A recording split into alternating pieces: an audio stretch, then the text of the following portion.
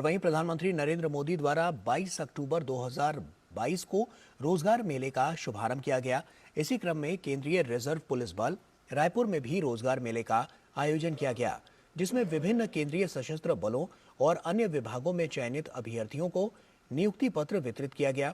रोजगार मेले के माध्यम से देश के 10 लाख बेरोजगार युवाओं को रोजगार देने का प्रावधान रखा गया है। और इस अवसर पर केंद्रीय मंत्री अनुप्रिया सिंह पटेल ने कहा कि प्रधानमंत्री नरेंद्र मोदी के रोजगार सृजन को सर्वोच्च प्राथमिकता देने की प्रतिबद्धता को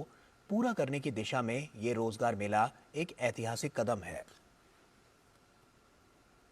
सरकार ने देश के युवाओं को 10 लाख सरकारी नौकरी मिशन मोड पे देने का संकल्प किया है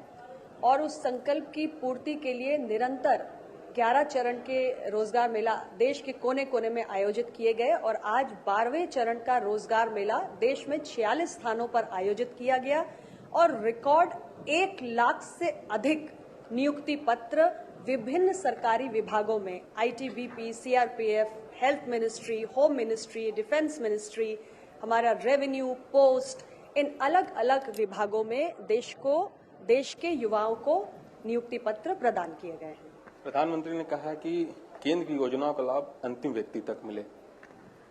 देखिए, ये सच है कि हमारी सरकार वो पहली सरकार है जिसने अपनी शासकीय घोषणाओं को और योजनाओं को केवल सरकारी दफ्तरों की फाइलों तक सीमित नहीं रखा है,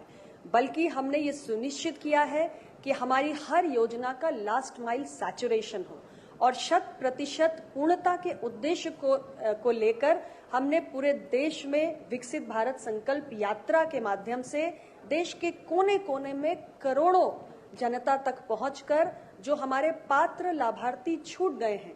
उनको चिन्हित किया, उनकी पहचान की और उनको भी हमारे शासन की योजनाओं से संतृप्त करने की एक अभिनव पहल की, जो अपने आप में एक मिसाल है, क्योंकि इससे पहले किसी भी सरकार ने लास्ट माइल सैचुरेशन के टारगेट पे कभी ध्यान नहीं दिया।